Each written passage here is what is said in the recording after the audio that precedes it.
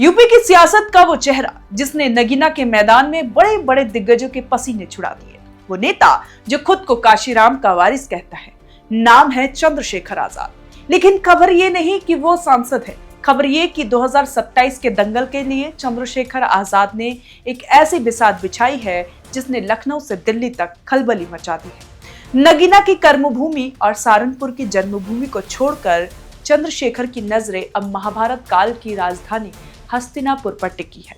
आखिर क्यों?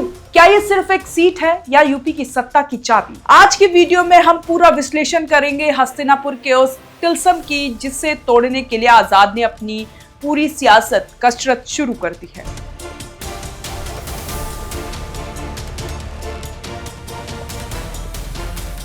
हस्तिनापुर के बारे में एक कहावत मशहूर है, हस्तिनापुर जिसका नवाब वही जिसके पास। 1997 से लेकर अब तक का इतिहास गवाह है, जिस पार्टी का विधायक हस्तिनापुर से जीतता है उत्तर प्रदेश में सरकार उसी की बनती है, चाहे वो कांग्रेस का दौर हो, बसपा की 2007 की आंधी हो या 2017 में बीजेपी का उभार। चंद्रशेखर आजाद सिर्फ चुनाव नहीं लड़ना चाहते, वो एक संदेश देना चाहते हैं।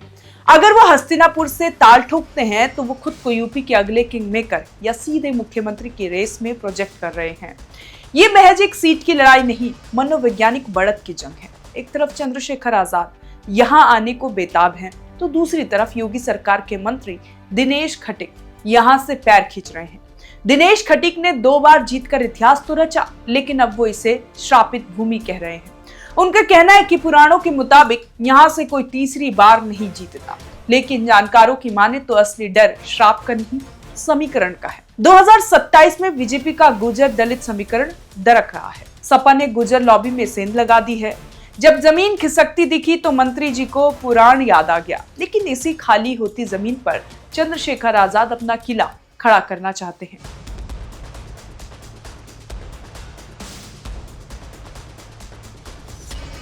अब गणित समझिए, हस्तिनापुर एक रिजर्व यानी एससी सीट है, लेकिन यहाँ किंग मेकर मुस्लिम वोटर है। चंद्रशेखर की ताकत क्या है? उनका मुस्लिम दलित समीकरण। नगीना में उन्होंने दिखा दिया कि अगर ये दोनों साथ आ जाएं, तो साइकिल और हाथी दोनों किनारे लग जाते हैं। चंद्रशेखर के रिश्ते मौलाना अशरफ मदनी से लेकर सज्जाद नुमानी तक गहरे हैं। ऊपर से ओवैसी की पार्टी के साथ गठबंधन की सुगबुगाहट। अगर हस्तिनापुर का 1 लाख मुस्लिम और 70,000 जाटव वोटर एक साथ केतली यानी आजाद समाज पार्टी का चुनाव चिन्ह पर आ गया, तो बाकी पार्टियों के पास सिर्फ इंतजार बचेगा। चंद्रशेखर आजाद से जब पूछा गया तो उन्होंने सधे हुए अंदाज में कहा, पार्टी तो तय करेगी, वो मंजूर होगा। ठीक यही बात तो वो नगीना के लिए भी कहते थे, लेकिन पर्दे के पीछे की सच्चाई यह है कि हस्तिनापुर के गांव-गांव में भीम आर्मी की टोलियां सक्रिय हो चुकी हैं। प्रचार जोरों पर है, माहौल बनाया जा रहा है। 2027 का चुनाव यूपी की राजनीति की दिशा तय करेगा। क्या चंद्रशेखर आजाद हस्तिनापुर का मिथक तोड़कर लखनऊ की सत्ता तक पहुंचेंगे? क्या वो मायावती के दलित वोट बैंक में आखिरी कील ठोक पाएंगे? और सबसे बड़ा सवाल, क्या बीजेपी और सपा इस युवा तुर्क को रोकने का कोई तोड़ निकाल पाएंगे? हस्तिनापुर और वेस्ट यूपी पारंपरिक रूप से बहुजन समाज पार्टी यानी बीएसपी का मजबूत गढ़ रहा है। चंद्रशेखर यहाँ से लड़ना इस बात का संकेत है कि वह खुद को दलित राजनीति का नया केंद्र घोषित करना चाहते हैं।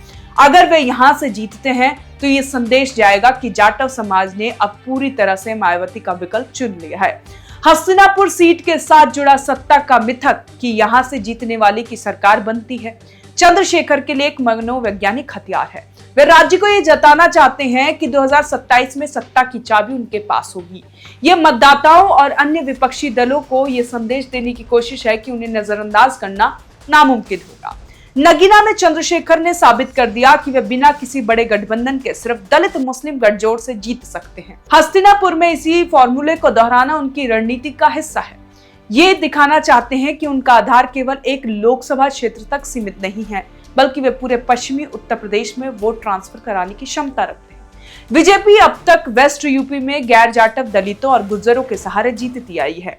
चंद्रशेखर का मैदान में आना बीजेपी के कैडर के लिए एक दबाव पैदा कर रहा है। दिनेश खटीक का पीछे हटना यह दर्शाता है कि बीजेपी के भीतर इस नए सामाजिक समीकरण यानी आजाद समाजी पार्टी और सपा का बढ़ता प्रभाव को लेकर बेचैनी है।